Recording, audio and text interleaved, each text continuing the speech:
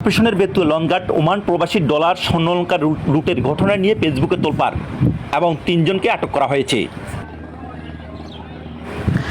Oman প্রবাসী রাকিব পাটারি তার ভগ্নিপতি ও বোনকে নিয়ে শুক্রবার ঢাকা থেকে লঞ্চে উঠে শনিবার সকাল 5:30টায় বেতুয়া লঞ্চঘাট নামলে ঘাটের দায়িত্বে থাকা কামাল খাঁ, হাবিবুল্লাহ, রিপন সহ 6 থেকে 7 জন একত্রিত হয়ে প্রবাসী যাত্রী বুঝতে পেরে মোটা অঙ্কের টাকার চাপ প্রয়োগ করে।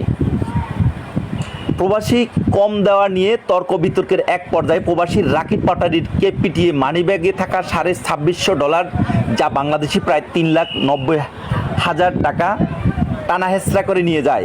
এমন দৃশ্য দেখে তার ভগ্নিপতি হাসান ও বোন ফাতেমা বেগম এগিয়ে আসলে তাদের উপরও হামলা করে এবং বোনের হাতে থাকা মানিব্যাগ থেকে 3 ভরি স্বর্ণ অলংকার ও নগদ কিছু টাকা নিয়ে যায় বলে দাবি করেন রাকিব পাটারি।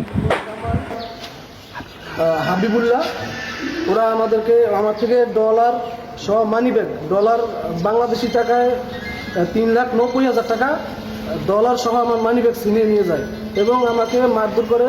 আমার ভগ্নিপতি হাসনাইন এবং আমার বোন ফাতেমা আমাকে ছাড়াতে এসে আমার ভগ্নিপতি গুরুতর জখম হয়।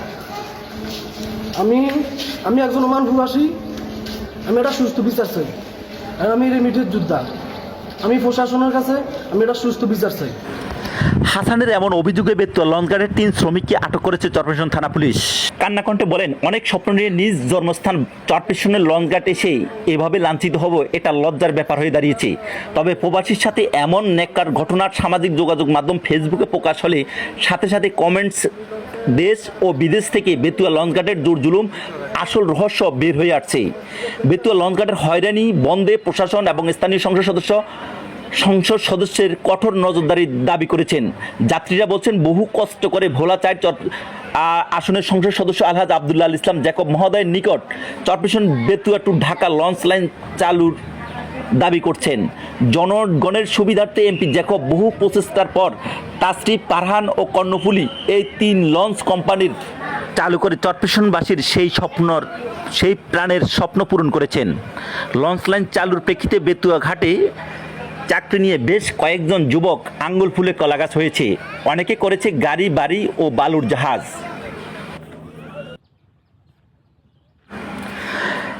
স্থানীয় আওয়ামী লীগ কর্মীদের দাবি, বেতুয়া ঘাট থেকে যারা দীর্ঘদিন চাকরি করেছেন তাদেরকে বাদ দিয়ে নতুনদের স্থান দিলে বেতুয়া লঞ্চঘাটের সুনাম বয়ে আসবে। এমন অভিযোগের সংবাদকর্মীরা তুলে ধরে ফেসবুকে প্রকাশ করলে এবং বাদী হাসানের অভিযোগের প্রেক্ষিতে কামাল খাঁ, হাবিবুল্লাহ ও রিপনকে শনিবার রাতেই আটক করে আজ রবিবার জেল হাজতে প্রেরণ করা হয়েছে।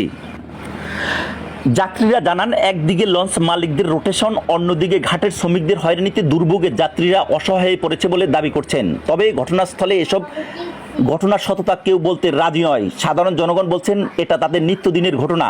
যারা ঘাটে থাকে তাদের ক্ষমতার কাছে সবাই হার মানতে হবে।